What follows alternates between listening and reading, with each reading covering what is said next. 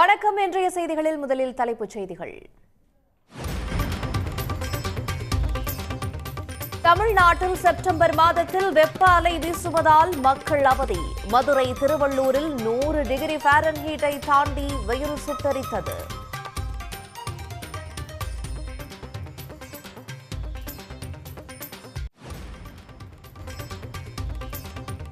நாடு முழுவதும் மதுவிலக்கை அமல்படுத்த ஒன்றிய அரசை வலியுறுத்த வேண்டும். முதலமைச்சர் மு.க. ஸ்டாலினை நேரில் சந்தித்து விசிக தலைவர் திருமாவளவன் கோரிக்கை.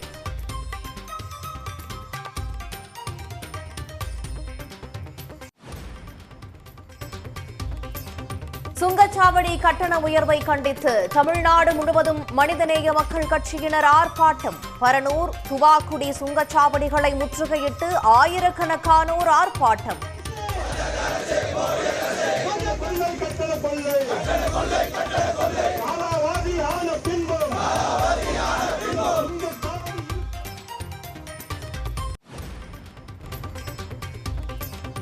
சர்வதேச சந்தையில் கச்சா எண்ணெய் விலை குறைந்தும் இந்தியாவில் பெட்ரோல், டீசல் விலையை குறைக்காதது ஏன்? ஒன்றிய அரசுக்கு காங்கிரஸ் மற்றும் திரிணாமுல் காங்கிரஸ் கட்சிகள் கேள்வி.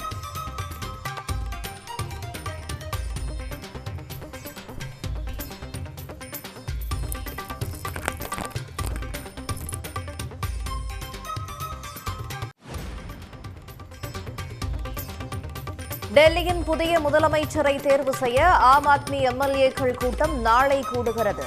நாளை மாலை 4:30 மணிக்கு ஆளுநரை சந்தித்து ராஜினாமா கடிதம் வழங்குகிறார் கெஜ்ரிவால்.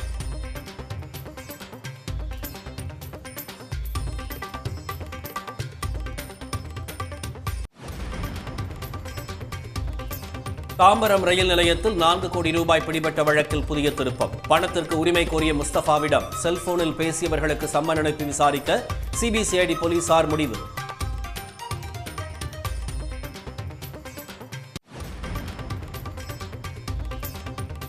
இந்தியாவின் முதல் வந்தே மெட்ரோ ரயிலின் பெயர் நமோ பாரத் ரேபிட் ரயில் என்று மாற்றம். தொடக்க விழாவுக்கு முன் மோடியின் பெயர் சூட்டப்பட்டதால் சர்ச்சை.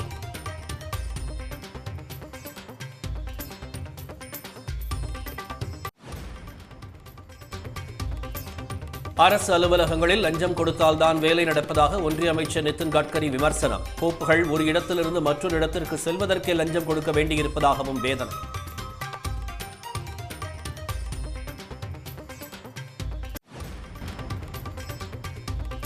ஆபரண தங்கத்தின் விலை சவரனுக்கு ரூபாய் 120 அதிகரிப்பு. சென்னையில் 1 கிராம் 6,880 ரூபாய்க்கு விற்பனை. 1 சவரன் 55,040 ரூபாய்க்கு விற்பனை.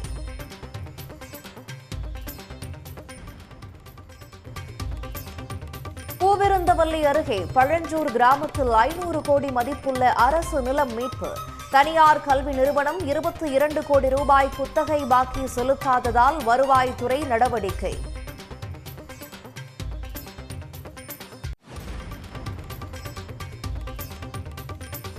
கும்மிடிப்பூண்டி அருகே வழுதலம்பேடு கிராமத்தில் உள்ள எட்டியம்மன் கோயிலில் பட்டியல் பிரிவு மக்கள் வழிபாடு. கோயிலுக்கு வைக்கப்பட்ட சீரை அகற்றி பட்டியல் பிரிவு மக்களை அழைத்து சென்றார் மாவட்ட ஆட்சியர் பிரபுசங்கர்.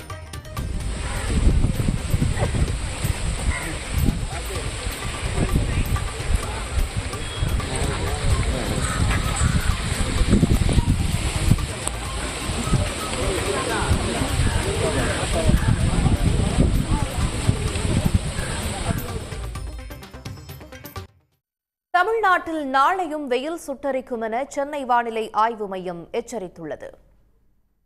மே மாதம் மற்றும் அக்னி நட்சத்திர காலங்களில் வெயிலின் தாக்கம் அதிகமாக இருக்கும் நிலையில் தற்போது செப்டம்பர் மாதத்திலும் கூட வெயிலின் தாக்கம் அதிகரித்து காணப்படுகிறது. இதனால் மக்கள் கடும் இன்னலுக்கு ஆளாகி வருகின்றனர். குறிப்பாக மதுரையில் கடந்த ஒரு வாரமாக 100 டிகிரி முதல் 104 டிகிரி ஃபாரன்ஹீட் வரை வெயில் கொளுத்தி வருகிறது. இதனால் பொதுமக்கள் மற்றும் கட்டுமான தொழிலாளர்கள் உள்ளிட்ட பல்வேறு தரப்பினரும் கடுமையாக பாதிக்கப்பட்டுள்ளனர். வெயில் கடுமையாக இருக்குது. எப்பயுமே இந்த மாதம் மழை வரும்னு நாங்கள் எதிர்பார்த்துக்கிட்டு இருந்தோம். பார்த்தா கடுமையான வெயிலாக இருக்குது. இப்போ நான் பார்த்தீங்கன்னா நான் கட்டுமான தொழில் தான் வேலை பார்க்குறேன். வெயிலில் நின்று வேலைக்கே போக முடியல. காலையில் எந்திரிச்சோம்னா அடிக்கிற வெயிலை பார்த்தா எப்பயுமே வெயில் ஒரு 12-1 மணி நேரம் இது பயங்கரமாக இருக்குது. இந்த வெயிலில் நின்று வேலை கூட பார்க்க முடியலை. பங்குனி சித்திரை தான், வைகாசியில் கூட அதிக மழை. அக்னி கழிஞ்சால் முடிஞ்சு, வெயில் முடிஞ்சிடும். இப்போ அதை காட்டிலும் கூட 104 டிகிரி அடிக்குது. இன்றைக்கி எத்தனை டிகிரின்னு தெரியலைங்க. இதனிடையே தமிழ்நாட்டில் வெயிலின் தாக்கம் நாளையும் அதிகரித்து காணப்படும் என சென்னை வானிலை ஆய்வு மையம் தெரிவித்துள்ளது. ஒரு சில இடங்களில் இயல்பை விட வெயில் 7 டிகிரி ஃபாரன்ஹீட் அதிகரிக்கும் என்றும் தெரிவிக்கப்பட்டுள்ளது. சென்னையில் 102 டிகிரி ஃபாரன்ஹீட் வரை வெயில் கொளுத்தும் எனவும் வானிலை ஆய்வு மையம் தெரிவித்துள்ளது. தேசிய மதுவிலக்கு கொள்கையை அறிவிக்குமாறு ஒன்றிய அரசை தமிழ்நாடு அரசு வலியுறுத்த வேண்டும் என்று முதலமைச்சர் மு.க.ஸ்டாலினை விடுதலை சிறுத்தைகள் கட்சித் தலைவர் திருமாவளவன் கேட்டுக் கொண்டுள்ளார். சென்னை அண்ணா அறிவாலயத்தில் முதலமைச்சர் மு.க.ஸ்டாலினை விடுதலை சிறுத்தைகள் கட்சித் தலைவரும் எம்பியுமான திருமாவளவன் சந்தித்து பேசினார். பின்னர் செய்தியாளர்களை சந்தித்த அவர் அக்டோபர் 2ஆம் தேதி விசிக சார்பில் நடைபெறும் மது ஒழிப்பு மாநாட்டில் பங்கேற்க அழைப்பு விடுத்ததாகவும் மாநாட்டில் திமுக பங்கேற்கும் என முதலமைச்சர் உறுதியளித்ததாகவும் தெரிவித்தார். மேலும் நாடு முழுவதும் மதுவிலக்கை அமல்படுத்த ஒன்றிய அரசை வலியுறுத்தும்படி முதலமைச்சரிடம் கோரிக்கை வைத்ததாகவும் திருமாவளவன் குறிப்பிட்டார். திராவிட முன்னேற்றக் கழகத்தின் சார்பில் அமைப்பு செயலாளர் ஆர்.எஸ். பாரதி அவர்களும் செய்தி தொடர்பு செயலாளர் டி.கே.எஸ். இளங்கோவன் அவர்களும் பங்கேற்பார்கள் என்கிற உறுதியை வழங்கியிருக்கிறார். இந்த கோரிக்கையை உங்களோடு சேர்ந்து நாங்களும் இந்திய ஒன்றிய அரசின் கவனத்திற்கு எடுத்து செல்ல விரும்புகிறோம், அழுத்தம் கொடுக்க விரும்புகிறோம் என்று முதல்வர் அவர்கள் கூறியிருக்கிறார். மதுவிலக்கு தமிழ்நாட்டில் நடைமுறைக்கு வர வேண்டும் என்பதில் எங்களுக்கு எந்த மாற்று கருத்தும் இல்லை. நிர்வாக சிக்கலை கருத்தில் கொண்டு படிப்படியாக அதனை எவ்வாறு நடைமுறைப்படுத்த முடியுமோ அவ்வாறு நடைமுறைப்படுத்துவோம் என்றும் மாண்புமிகு முதல்வர் அவர்கள் கூறியிருக்கிறார். மது ஒழிப்பு மாநாட்டை தேர்தல் அரசியலோடு தொடர்புபடுத்த வேண்டாம் என்று கேட்டுக்கொண்ட திருமாவளவன் திமுக விசிக இடையேயான கூட்டணியில் விரிசல் எதுவும் இல்லை என தெளிவுபடுத்தினார். அரசியல் அமைப்பு சட்டப்பிரிவு 44 படி நாடு முழுவதும் ஒரே மாதிரியான சட்டம் கொண்டுவர உரிமை உள்ளதாக கூறும் ஒன்றிய அரசு அதே பிரிவை பயன்படுத்தி தேசிய அளவில் மதுவிலக்கை அமல்படுத்த முன்வராதது ஏன் எனவும் திருமாவளவன் கேள்வி எழுப்பினார். சுங்கச்சாவடி கட்டண உயர்வுக்கு எதிர்ப்பு தெரிவித்து தமிழ்நாடு முழுவதும் மனிதநேய மக்கள் கட்சியினர் போராட்டம் நடத்தினர். போராட்டத்தின் போது 2 சுங்கச்சாவடிகளில் அலுவலக கண்ணாடிகளை அடித்து உடைத்ததால் பரபரப்பு ஏற்பட்டது. தமிழ்நாட்டில் உள்ள காலாவதியான சுங்கச்சாவடிகளை அகற்ற வேண்டும், சுங்கச்சாவடிகளில் அதிக கட்டணம் வசூலிக்கக்கூடாது உள்ளிட்ட கோரிக்கைகளை வலியுறுத்தி மனிதநேய மக்கள் கட்சியினர் முற்றுகை போராட்டத்தில் ஈடுபட்டனர். செங்கல்பட்டு அடுத்த பரனூர் சுங்கச்சாவடியில் அக்கட்சியின் மாநில தலைவர் ஜவாஹிருல்லா தலைமையில் 500க்கும் மேற்பட்டோர் ஆர்ப்பாட்டம் நடத்தினர். அப்போது அந்த வழியாக வந்த வாகனங்களை கட்டணம் செலுத்தாமல் அவர்கள் அனுப்பி வைத்தனர். 7 சுங்கச்சாவடிகளை முற்றுகையிடக்கூடிய போராட்டத்தை நடத்தியிருக்கிறோம். தமிழ்நாட்டில் கேரளாவோடு ஒப்பிடும்போது, மகாராஷ்டிரத்துடன் ஒப்பிடும்போது 9 சுங்கச்சாவடிகள் மட்டும்தான் இருக்க வேண்டும். ஆனால் இப்போது 70 சுங்கச்சாவடிகள் தமிழ்நாட்டில் செயல்பட்டு வருகின்றன. கூடுதலாக 10 சுங்கச்சாவடிகள் தொடங்கவிருப்பதாக அறிவிப்பு வந்திருக்கின்றது. காலாவதியான சுங்கச்சாவடிகளும் தமிழ்நாட்டில் இயங்கி வருகிறது. திருச்சி மாவட்டம் துவாக்குடியில் உள்ள சுங்கச்சாவடியை முற்றுகையிட்டு மனிதநேய மக்கள் கட்சியினர் போராட்டத்தில் ஈடுபட்டனர். ஒன்றிய அரசுக்கு எதிராக அவர்கள் முழக்கங்களை எழுப்பினர். அப்போது அவர்கள் சுங்கச்சாவடி அலுவலக கண்ணாடிகளை அடித்து உடைத்தனர்.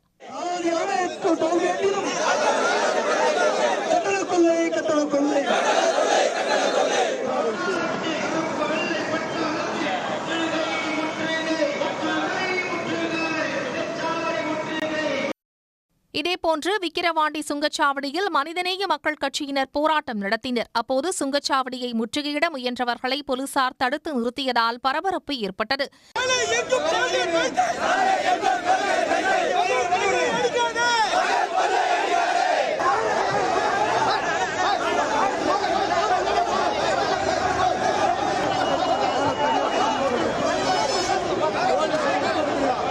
இதேபோன்று தமிழகத்தின் பல்வேறு பகுதிகளில் உள்ள 7 சுங்கச்சாவடிகளை முற்றுகையிட்டு மனிதநேய மக்கள் கட்சியினர் போராட்டம் நடத்தினர். இதனால் சுங்கச்சாவடிகளில் போக்குவரத்து பாதிக்கப்பட்டது. சர்வதேச சந்தையில் கச்சா எண்ணெய் விலை குறைந்தும் இந்தியாவில் பெட்ரோல் விலை ஏன் குறையவில்லை என்று காங்கிரஸ் மற்றும் திரிணாமுல் காங்கிரஸ் கட்சிகள் ஒன்றிய அரசுக்கு கேள்வி எழுப்பியுள்ளன. காங்கிரஸ் தேசிய தலைவர் மல்லிகார்ஜுன கார்கே வெளியிட்ட சமூக வலைதள பதிவில் கச்சா எண்ணெய் விலை 32.5% சரிந்தாலும் பாஜக அரசின் எரிபொருள் கொள்ளை தொடர்வதாக விமர்சித்துள்ளார். தேர்தல் நடைபெறவுள்ள மாநிலங்கள் பாஜகவை தோற்கடித்து பிரதமர் மோடியால் தூண்டப்பட்ட விலைவாசி உயர்வை நிராகரிக்கும் என்றும் தனது பதிவில் அவர் கூறியுள்ளார். பாஜக ஆட்சிக்கு வந்த 2014ஆம் ஆண்டு மே 16ஆம் தேதி ஒரு பீப்பாய் கச்சா எண்ணெய் விலை சர்வதேச சந்தையில் 107.49 அமெரிக்க டாலராக இருந்தபோது 1 லிட்டர் பெட்ரோல் $71.51 டீசல் 1 லிட்டர் $57.28 விற்பனை செய்யப்பட்டதை கார்கே சுட்டிக்காட்டியுள்ளார். ஆனால் 2024 செப்டம்பர் 16ஆம் தேதிப்படி ஒரு பீப்பாய் கச்சா எண்ணெய் விலை சர்வதேச சந்தையில் வெறும் $78.48 சரிந்த நிலையிலும் எரிபொருள் விலையை சற்றும் குறைக்காமல் 1 லிட்டர் பெட்ரோல் $94.72 டீசல் 1 லிட்டர் $87.62 விற்பனை செய்யப்படுவதை மல்லிகார்ஜுன கார்கே அடிக்கோடிட்டுள்ளார். தற்போதைய கச்சா எண்ணெய் விலைச்சரிவின்படி பெட்ரோல் லிட்டர் $40.27 டீசல் 1 லிட்டர் $69 தான் விற்பனை செய்ய வேண்டும் என அவர் குறிப்பிட்டுள்ளார். 10 ஆண்டுகள் மற்றும் 100 நாட்களில் எரிபொருளுக்கு விதித்துள்ள வரியின் மூலம் மட்டும் 35 லட்சம் கோடி ரூபாயை பிரதமர் நரேந்திர மோடி அரசு கொள்ளையடித்ததில் ஆச்சரியமில்லை என்றும் கார்கே விமர்சித்துள்ளார். கச்சா எண்ணெய் விலை வீழ்ச்சி அடைந்தாலும் பெட்ரோல் விலை குறையாமல் இருப்பது ஏன் என திரிணாமுல் காங்கிரஸ் எம்பி டெரிக் ஓபிரையனும் வினவியுள்ளார். கடந்த 10 ஆண்டுகளில் கச்சா எண்ணெய் விலை சுமார் 24 விழுக்காடு குறைந்திருந்தாலும் இந்தியாவில் பெட்ரோல் விலை 30 விழுக்காடு உயர்த்தப்பட்டதை அவர் அடிக்கோடிட்டுள்ளார். எண்ணெய் நிறுவனங்களின் திடீர் லாபம் நுகர்வோரை சென்றடையவில்லை என்றும் தனது சமூக வலைதளத்தில் டெரிக் ஓபிரையன் தெரிவித்துள்ளார். டெல்லி முதலமைச்சர் பதவியிலிருந்து விலகுவதாக அரவிந்த் கெஜ்ரிவால் அறிவித்த நிலையில் அடுத்த முதலமைச்சராக அதிஷி தேர்வு செய்யப்படலாம் என ஆம் ஆத்மி வட்டாரங்கள் தெரிவிக்கின்றன. மதுபான கொள்கையில் முறைகேடு நடைபெற்றதாக கூறப்படும் வழக்கில் அமலாக்கத்துறையை தொடர்ந்து சிபிஐ கைது நடவடிக்கையில் இருந்தும் கடந்த வாரம் கெஜ்ரிவாலுக்கு ஜாமீன் கிடைத்தது. ஆனால் தலைமைச் செயலகத்திற்கு செல்லக்கூடாது, முதலமைச்சராக எந்த கோப்பிலும் கையெழுத்திடக்கூடாது என்று உச்சநீதிமன்றம் நிபந்தனை விதித்தது. இதையடுத்து கட்சி நிர்வாகிகள் அமைச்சர்களுடன் ஆலோசனை நடத்திய கெஜ்ரிவால் 2 நாட்களில் முதலமைச்சர் பதவியை ராஜினாமா செய்யப் போவதாக தெரிவித்தார். இதனால் டெல்லி அரசின் அடுத்த முதலமைச்சர் யார் என்ற கேள்வி எழுந்துள்ளது. நிதி, கல்வி, சுகாதாரம், சட்டம், மின்சாரம் என 13 முக்கிய துறைகளை தன்வசம் வைத்துள்ள அதிஷி மர்லேனாவுக்கு வாய்ப்பு அதிகமுள்ளதாக கூறப்படுகிறது. அவர் தேர்வு செய்யப்பட்டால் 10 ஆண்டுகளுக்கு பிறகு டெல்லியில் மீண்டும் பெண் ஒருவர் முதலமைச்சராவார். கெஜ்ரிவாலின் மனைவி சுனிதா, சுற்றுச்சூழல் அமைச்சர் கோபால் ராய், சௌரவ் பரத்வாஜ், கைலாஷ் கெலாட், இம்ரான் உசைன் ஆகியோரும் முதலமைச்சருக்கான போட்டியில் உள்ளதாக தகவல்கள் வெளியாகியுள்ளன. மேலும் பட்டியலினத்தவர் ஒருவரை முதலமைச்சராக்கும் திட்டம் உள்ளதாகவும், அப்படி முடிவெடுக்கும் பட்சத்தில் தற்போதைய சட்டப்பேரவை துணைத் தலைவராக உள்ள ராக்கி பிர்லாவுக்கு அந்த வாய்ப்பு கிடைக்கலாம் என்று டெல்லி வட்டாரங்கள் தெரிவிக்கின்றன. அடுத்த முதலமைச்சரை தேர்வு செய்வது தொடர்பான ஆலோசனைக் கூட்டம் கெஜ்ரிவாலின் இல்லத்தில் நடைபெற்றது. அதில் கட்சியின் மூத்த தலைவர்கள் கலந்து கொண்டனர். தனது பதவியை ராஜினாமா செய்ய உள்ள கெஜ்ரிவால் ஆளுநர் வினய்குமார் சக்சேனாவை சந்திக்க நேரம் கேட்டிருந்த நிலையில் நாளை மாலை 4:30 மணிக்கு நேரம் ஒதுக்கப்பட்டுள்ளது. கெஜ்ரிவால் ராஜினாமாவை அடுத்து டெல்லியின் புதிய முதலமைச்சரும் உடனடியாக பதவியேற்க வாய்ப்பிருப்பதாக கூறப்படுகிறது. அரசு அலுவலகங்களில் லஞ்சம் தந்தால்தான் கோப்புகள் விரைவாக நகர்கின்றன என ஒன்றிய அமைச்சர் நிதின் கட்கரி தெரிவித்த கருத்து பரபரப்பை ஏற்படுத்தியுள்ளது.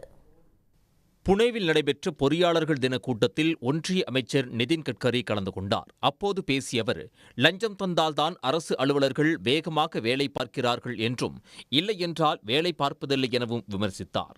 ஒவ்வொரு வினைக்கும் எதிர்வினை என்ற நியூட்டனின் விதி போல் அரசு அதிகாரிகள் செயல்படுகின்றனர் என்றும் குற்றம் சாட்டிய நிதின் கட்கரி, எவ்வளவு லஞ்சமாக கொடுக்கப்படுகிறதோ அதற்கு தகுந்தாற்போல் வேலை நடப்பதாகவும் சாடினார்.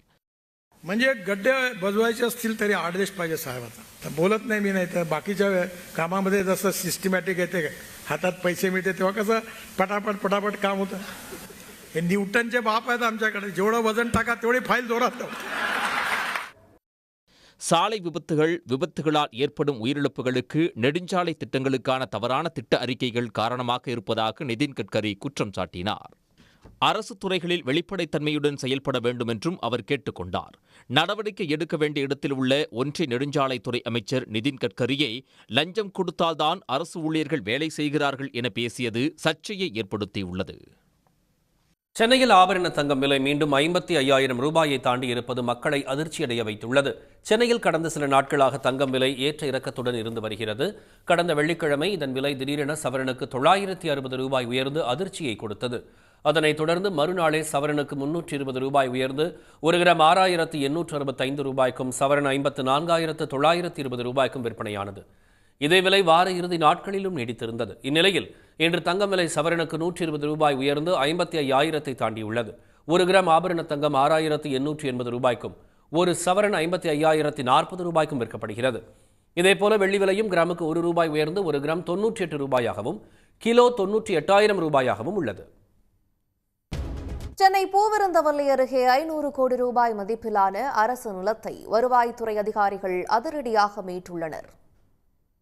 செம்பரம்பாக்கம் ஊராட்சிக்கு உட்பட்ட பழஞ்சூர் கிராமத்தில் 25 ஏக்கர் பரப்பளவில் அரசுக்கு சொந்தமான நிலம் உள்ளது. இந்த நிலத்தில் 5 ஏக்கரை மட்டும் குத்தகைக்கு எடுத்த சென்ட் ஜான்ஸ் கல்வி நிறுவனம் எஞ்சிய 20 ஏக்கர் நிலத்திலும் நீச்சல் குளம், விடுதி, விளையாட்டு மைதானம் அமைத்து ஆக்கிரமித்து வந்தது. 20 ஆண்டுகள் குத்தகை காலம் 2013ஆம் ஆண்டே முடிவடைந்த நிலையில் அதன் பிறகும் நிலத்தை ஒப்படைக்காமல் கல்வி நிறுவனம் பயன்படுத்தி வந்துள்ளது. அது மட்டுமின்றி குத்தகை தொகை 22 கோடி ரூபாய் வழங்காதது குறித்தும் கல்வி நிறுவனத்துக்கு அரசு சார்பில் பலமுறை நோட்டீஸ் அனுப்பப்பட்டது. ஆனால் தொடர்ந்து நிலுவைத் தொகை வழங்காமலும் நிலத்தை ஒப்படைக்காமலும் காலம் தாழ்த்தி வந்ததால் மாவட்ட ஆட்சியரின் உத்தரவின் பேரில் 25 ஏக்கர் நிலத்தை வருவாய்த்துறை அதிகாரிகள் மீட்டுள்ளனர். மீட்கப்பட்ட நிலத்தின் மதிப்பு 500 கோடி ரூபாயாகும். கும்மிடிப்பூண்டி அருகே மாவட்ட ஆட்சியர் முன்னிலையில் போலீஸ் பாதுகாப்புடன் சென்று பட்டியலின மக்கள் கோயிலில் வழிபட்டனர். இதன் மூலம் 22 ஆண்டு காலமாக நீடித்த பிரச்சினை முடிவுக்கு வந்துள்ளது. திருவள்ளூர் மாவட்டத்தில் வழுதலம்பேடு கிராமத்தில் அமைந்துள்ள எட்டியம்மன் கோயிலில் பட்டியலின மக்கள் வழிபட அதே பகுதியைச் சேர்ந்த குறிப்பிட்ட சமூகத்தினர் எதிர்ப்பு தெரிவித்து வந்தனர். இதனால் கடந்த 2012ஆம் ஆண்டு கோயிலுக்கு சீல் வைக்கப்பட்டது. 22 ஆண்டுகளாக பூட்டி கிடந்த இந்த கோயிலுக்கு கடந்த மாதம் 9ஆம் தேதி குடமுழுக்கு நடத்தப்பட்டது. அப்போது காலையில் குறிப்பிட்ட சமூகத்தினரும் பிற்பகலில் பட்டியலின மக்களும் கோயிலுக்குள் சென்று வழிபட முடிவு செய்யப்பட்டது. ஆனால் பட்டியலின மக்கள் கோயிலுக்கு செல்லும் பாதை பட்டா நிலம் என்று கூறி அவ்வழியாக செல்ல மாற்று சமூகத்தினர் மீண்டும் தடை போட்டனர். இது தொடர்பாக பேச்சுவார்த்தை நடத்தியும் உடன்பாடு ஏற்படாததால் குடமுழுக்கு நடத்தப்பட்ட சில மணி நேரங்களிலேயே மீண்டும் கோயிலுக்கு சீல் வைக்கப்பட்டது.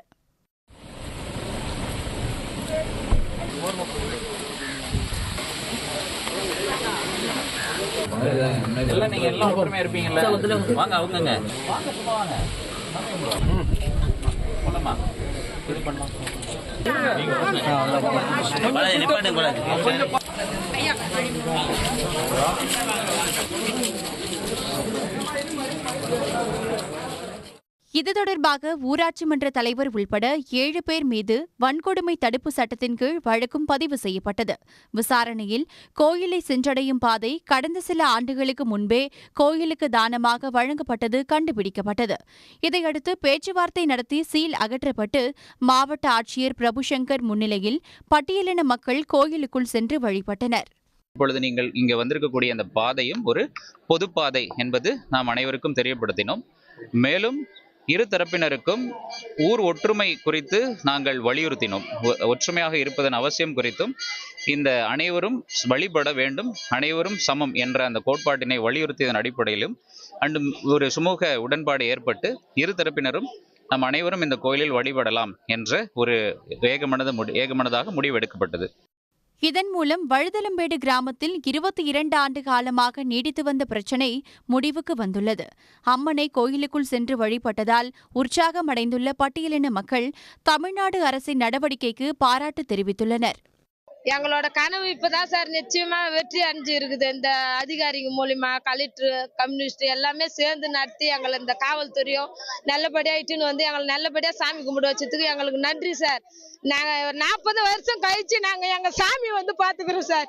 எங்களுக்கு எவ்வளவு குறைந்தது தருமே சார். இப்பதான் சார் நாங்க சந்தோஷமா போறோம் சார் எங்க வீட்டுக்கு. எங்களுக்கு இப்ப எந்த குறையும் இல்லை சார். எங்களுக்கு அதிகாரிங்க ரொம்ப ஒத்து வச்சாங்க சார். எங்களுக்கு அதுவே போறோம் சார். வழுதலம்பேடு கிராம மக்கள் ஒற்றுமையாக தொடர்வதை உற்சாகப்படுத்தும் வகையில் கிராமத்தின் வளர்ச்சிக்காக ஊரக வளர்ச்சித்துறை சார்பில் 76 லட்சம் ரூபாய் சிறப்பு நிதியும் ஒதுக்கப்பட்டுள்ளது. சன் நியூஸ் செய்திகளுக்காக செய்தியாளர் ஸ்ரீதர். காஞ்சிபுரம் மாவட்ட ஆட்சியர் அலுவலகத்தை முற்றுகையிட பேரணியாக செல்ல முயன்ற சாம்சங் நிறுவன ஊழியர்களை போலீசார் கைது செய்தனர். காஞ்சிபுரம் மாவட்டம் சுங்குவார்சத்திரத்தில் செயல்பட்டு வரும் சாம்சங் தொழிற்சாலையில் 1500க்கும் மேற்பட்ட தொழிலாளர்கள் பணி செய்து வருகின்றனர். கடந்த ஜூன் மாதத்தில் தொழிலாளர்களை ஒன்றிணைத்து உருவாக்கப்பட்ட CITU தொழிற்சங்கத்துக்கு அங்கீகாரம், ஊதிய உயர்வு, 8 மணி நேர வேலை உள்ளிட்ட கோரிக்கைகளை வலியுறுத்தி கடந்த 10ஆம் தேதி முதல் வேலைநிறுத்த போராட்டத்தில் ஈடுபட்டு வருகின்றனர். வேலை நிறுத்தம் தொடர்பாக தொழிலாளர் துறை செயலாளர் தலைமையில் 3வது முறையாக நடைபெற்ற பேச்சுவார்த்தையில் உடன்பாடு ஏற்படவில்லை. சாம்சங் ஊழியர்களின் போராட்டம் 7வது நாளாக தொடரும் நிலையில் இந்த பிரச்சினையில் மாவட்ட ஆட்சியர் தலையிட வலியுறுத்தி ஆட்சியர் அலுவலகத்தை நோக்கி சாம்சங் ஊழியர்கள் பேரணி செல்ல முயன்றனர். பொன்னேரிக்கரை, செவிலிமேடு உள்ளிட்ட பல இடங்களில் பேரணி செல்ல தயாராகி வந்த ஊழியர்கள் ஆங்காங்கே தடுத்து நிறுத்தப்பட்டு கைது செய்யப்பட்டனர்.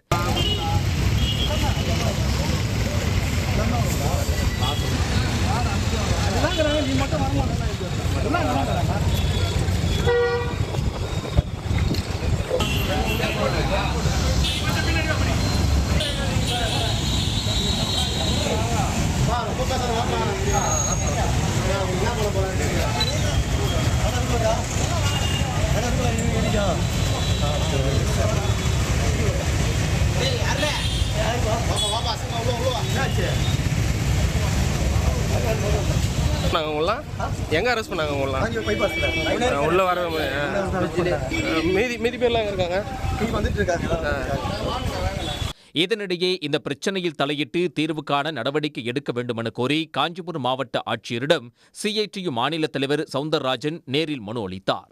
பின்னர் செய்தியாளர்களிடம் பேசிய அவர் இது தொடர்பாக முதலமைச்சரிடம் நேரம் கேட்டு அவரை சந்திக்க உள்ளதாகவும் தெரிவித்தார். இந்த நடவடிக்கைகள் தொழிலாளிகளை மேலும் வருத்தப்பட செய்யும், கோபப்பட செய்யுமே தவிர, அதே மாதிரி ஜனநாயக எண்ணம் கொண்ட மக்களை வெறுப்படைய செய்ய முடியுமே தவிர இந்த நடவடிக்கையை மக்கள் ஆதரிக்க மாட்டார்கள், இதர தொழிலாளிகளும் ஆதரிக்க மாட்டார்கள். தமிழக முதலமைச்சருக்கு தமிழ்நாட்டில் இருக்கிற எங்களுடைய தொழிற்சங்கங்களும் மற்ற தொழிற்சங்கங்களும் இந்தியா முழுவதும் இருக்கிற தொழிற்சங்கங்களும் சாம்சங்கில் இருப்பது அடிப்படை சட்ட பிரச்சனை, அடிப்படையாக தொழிலாளிக்கு இருக்கிற உரிமை பிரச்சனை, இதில் நீங்கள் தலையிட்டு தீர்த்து வையுங்கள் என்று அவருக்கு மெசேஜ் அல்லது இமெயில் எந்த வடிவத்திலாவது அல்லது தீர்மானம் நிறைவேற்றி தபாலிலாவது அவங்க அனுப்ப போகிறாங்க. ஊதிய உயர்வு உள்ளிட்ட தங்களது கோரிக்கைகளை நிறைவேற்றாவிட்டால் வரும் 18ஆம் தேதி அனைத்து தொழிற்சங்கங்களையும் ஒருங்கிணைத்து சென்னையில் கண்டன ஆர்ப்பாட்டத்தில் ஈடுபட உள்ளதாக போராட்டத்தில் ஈடுபட்டுள்ள சாம்சங் ஊழியர்கள் தெரிவித்துள்ளனர். பாலியல் தொந்தரவு தொடர்பாக ஹேமா கமிட்டியிடம் புகார் அளித்த நடிகைகளின் விவரங்கள் வெளியாவதை தடுக்க வேண்டும் என்று கேரள முதலமைச்சர் பினராயி விஜயனுக்கு பெண் கலைஞர்கள் அமைப்பினர் வலியுறுத்தியுள்ளனர். கேரளாவில் ஹேமா கமிட்டி அறிக்கைக்கு பிறகு மலையாள நடிகர்கள், இயக்குநர்களுக்கு எதிரான பாலியல் புகார்கள் அதிகரித்து வருகின்றன. இதுவரை நடிகர்கள் சித்திக், ஜெயசூர்யா, மணியன் பிள்ளை ராஜு, எடவேலா பாபு, பாபுராஜ் மற்றும் இயக்குநர் ரஞ்சித் உள்ளிட்டோருக்கு எதிராக 23 வழக்குகள் பதிவு செய்யப்பட்டுள்ள நிலையில் ஹேமா கமிட்டியின் அறிக்கையில் சிலர் தலையிடுவதாகவும் அதன் மூலம் புகாரளித்த நடிகைகளின் விவரங்கள் கசிவதாக பெண் கலைஞர்கள் அமைப்பினர் குற்றம் சாட்டியுள்ளனர். இது தொடர்பாக முதலமைச்சர் பினராயி விஜயனுக்கு அவர்கள் எழுதியுள்ள கடிதத்தில் நடிகைகளுக்கு எதிரான பாலியல் வன்கொடுமை தொடர்பான தகவல்களை ஹேமா கமிட்டி மற்றும் சிறப்பு விசாரணை குழுவின் முன்பு நடிகைகள் அளித்துள்ளனர் என்றும், ரகசியமாக வைக்கப்பட வேண்டிய இந்த தகவலை சில குறிப்பிட்ட தொலைக்காட்சி சேனல்களுக்கு கசிய விடுவது நீதிமன்ற உத்தரவுக்கு எதிரானது என்றும் குறிப்பிட்டுள்ளனர். எனவே ஹேமா கமிட்டியின் அறிக்கையில் இடம்பெற்றுள்ள தகவல்களை வெளியே விடாமல் தடுக்க அரசு நடவடிக்கை எடுக்க வேண்டும் என்றும் வலியுறுத்தியுள்ளனர். இந்த விவகாரம் தொடர்பாக அண்மையில் சினிமா பெண் கலைஞர்கள் அமைப்பைச் சேர்ந்த நடிகைகள் ரேவதி, ரீமா கல்லிங்கல், இயக்குநர்கள் தீதி தாமோதரன், பீனா பால் ஆகியோர் கேரள முதல்வர் பினராயி விஜயனை சந்தித்து பேசியது குறிப்பிடத்தக்கது. தமிழ்நாட்டில் இன்று 12 இடங்களில் 100 டிகிரியை தாண்டி வெப்பம் பதிவானதால் மக்கள் கடும் அவதிக்குள்ளாகினர். மே மாதம் மற்றும் அக்னி நட்சத்திர காலங்களில் வெயிலின் தாக்கம் அதிகமாக இருக்கும் நிலையில் தற்போது செப்டம்பர் மாதத்திலும் கூட வெயிலின் தாக்கம் அதிகரித்து காணப்படுகிறது. இன்று தமிழ்நாட்டில் உள்ள 12 இடங்களில் 100 டிகிரி ஃபாரன்ஹீட்டை தாண்டி வெப்பம் பதிவானது. அதன்படி மதுரையில் 105, நாகையில் 102, ஈரோடு மற்றும் தஞ்சையில் 102, சென்னை மீனம்பாக்கத்தில் 101, கரூரில் 100 டிகிரி ஃபாரன்ஹீட் வெப்பம் பதிவாகியுள்ளது. இதேபோல் பாளையங்கோட்டை, பரங்கிப்பேட்டை, கடலூர், திருச்சி ஆகிய பகுதிகளிலும் 100 டிகிரி ஃபாரன்ஹீட் வெப்பநிலை பதிவானதாக சென்னை வானிலை ஆய்வு மையம் தெரிவித்துள்ளது. இன்று பல்வேறு பகுதிகளில் கொளுத்திய வெயிலால் மக்கள் கடும் இன்னலுக்கு ஆளாகினர். இப்போ வெயிலில் ஆட்டோ ஓட்ட முடியல, மேஸ்திரி தொழிலுக்கும் போக முடியல, ரொம்ப கஷ்டமா இருக்கு. இதுல என்ன ஒன்று விஷயம், இந்த காலகட்டத்தில் மழை பெய்யணும், மழையே சுத்தமா கிடையாது. சித்திரை மாதம் வெயில் அடிக்கிற வெயில் மாரி இப்போ இந்த சீசன் செம வெயில் அடிக்குது. எல்லாமே ரொம்ப கஷ்டப்படுறாங்க. அங்கங்கே தண்ணீர் பந்தல் வச்சா நல்லா இருக்கும். மாடு இருந்து மனசுலேருந்து எல்லாமே ரொம்ப கஷ்டப்படுறாங்க. வெயில் கடுமையாக இருக்குது. எப்பயுமே இந்த மாதம் மழை வரும்னு நாங்கள் எதிர்பார்த்துக்கிட்டு இருந்தோம். பார்த்தா கடுமையான வெயிலாக இருக்குது. இப்போ நான் பார்த்தீங்கன்னா நான் கட்டுமான தொழில் தான் வேலை பார்க்குறேன். வெயிலில் நின்று வேலைக்கே போக முடியல. காலையில் எந்திரிச்சோம்னா அடிக்கிற வெயிலை பார்த்தா எப்பயுமே வெயில் ஒரு 12-1 மணி நேரம் இது பயங்கரமாக இருக்குது. இந்த வெயிலில் நின்று வேலை கூட பார்க்க முடியலை. இதனிடையே தமிழ்நாட்டில் வெயிலின் தாக்கம் நாளையும் அதிகரித்து காணப்படும் என சென்னை வானிலை ஆய்வு மையம் தெரிவித்துள்ளது. ஒரு சில இடங்களில் இயல்பை விட வெயில் 7 டிகிரி ஃபாரன்ஹீட் வெப்பம் அதிகரிக்கும் என்றும் தெரிவிக்கப்பட்டுள்ளது. சென்னையில் 102 டிகிரி ஃபாரன்ஹீட் வரை வெயில் கொளுத்தும் எனவும் வானிலை ஆய்வு மையம் தெரிவித்துள்ளது. ராணிப்பேட்டை மாவட்டத்தில் 9,000 கோடி ரூபாய் முதலீட்டில் அமைய உள்ள டாடா மோட்டார்ஸ் கார் உற்பத்தி ஆலைக்கு வரும் 28ஆம் தேதி முதலமைச்சர் மு.க. ஸ்டாலின் அடிக்கல் நாட்டுகிறார். 2030ஆம் ஆண்டிற்குள் தமிழ்நாட்டின் பொருளாதாரத்தை 1 லட்சம் கோடி அமெரிக்க டாலராக உயர்த்திட இலக்கு நிர்ணயித்து முதலமைச்சர் மு.க. ஸ்டாலின் செயல்பட்டு வருகிறார். அதன் ஒரு பகுதியாக ராணிப்பேட்டை மாவட்டம் பனப்பாக்கத்தில் 400 ஏக்கரில் 9,000 கோடி ரூபாய் முதலீட்டில் டாடா மோட்டார்ஸ் கார் உற்பத்தி ஆலை அமைக்க தமிழ்நாடு அரசுடன் ஒப்பந்தம் கையெழுத்தானது. இதனையடுத்து இந்த ஆலைக்கு வரும் 28ஆம் தேதி முதலமைச்சர் மு.க. ஸ்டாலின் அடிக்கல் நாட்ட உள்ளதாக அறிவிக்கப்பட்டுள்ளது. புதிய உற்பத்தி ஆலையில் ஜாகுவார் லேண்ட் ரோவர் மின்சார கார்களை அந்நிறுவனம் தயாரிக்க உள்ளது. அடுத்த ஆண்டு முதல் தொழிற்சாலை செயல்பட திட்டமிடப்பட்டுள்ள நிலையில் இதன் மூலம் 5,000 பேருக்கு வேலை வாய்ப்பு கிடைக்கும் என எதிர்பார்க்கப்படுகிறது. இந்த ஆலையில் உற்பத்தியாகும் கார்களை சென்னை துறைமுகம் வாயிலாக ஏற்றுமதி செய்யவும் நடவடிக்கை எடுக்கப்பட உள்ளது. இதேபோல் பனப்பாக்கத்தில் 250 ஏக்கர் பரப்பளவில் 400 கோடி ரூபாய் முதலீட்டில் அமைய உள்ள மெகா காலனி உற்பத்தி பூங்காவுக்கும் அன்றைய தினமே முதலமைச்சர் மு.க. ஸ்டாலின் அடிக்கல் நாட்ட உள்ளார். இதன் மூலம் 20,000 பேருக்கு வேலைவாய்ப்பு கிடைக்க வாய்ப்புள்ளது. இந்தியாவின் முதல் வந்தே மெட்ரோ ரயிலை குஜராத்தில் பிரதமர் மோடி தொடங்கி வைத்தார். தொடக்க விழாவிற்கு சில மணி நேரங்களுக்கு முன்பு திடீரென வந்தே மெட்ரோ ரயிலுக்கு திடீரென பிரதமரின் பெயர் சூட்டப்பட்டது விமர்சனத்துக்குள்ளாகியுள்ளது.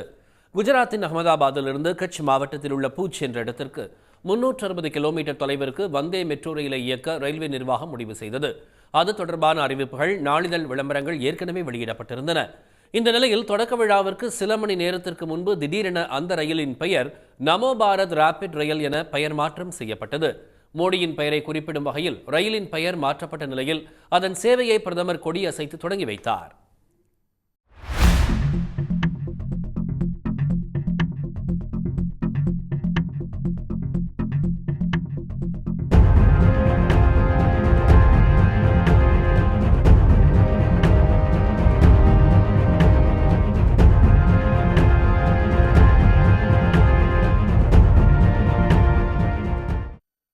நூற்று 10 கிலோமீட்டர் வேகத்தில் செல்லக்கூடிய இந்த ரயில் வாரத்திற்கு 6 நாட்கள் இயக்கப்பட உள்ளது. 1150 பயணிகள் அமர்ந்தும் 2058 பேர் நின்று கொண்டும் பயணம் செய்ய இந்த ரயிலில் இடவசதி உள்ளது. முழுவதும் ஏசி வசதி கொண்ட முன்பதிவில்லா இந்த ரயிலில் பூச் அகமதாபாத் இடையே 430 ரூபாய் கட்டணமாக வசூலிக்கப்படுகிறது. குறைந்தபட்ச டிக்கெட் விலை 30 ரூபாய் என தெரிவிக்கப்பட்டுள்ளது. உடனுக்குடன் செய்திகளை தெரிந்து கொள்ள சன் நியூஸ் பெல் ஐகானை கிளிக் பண்ணுங்க.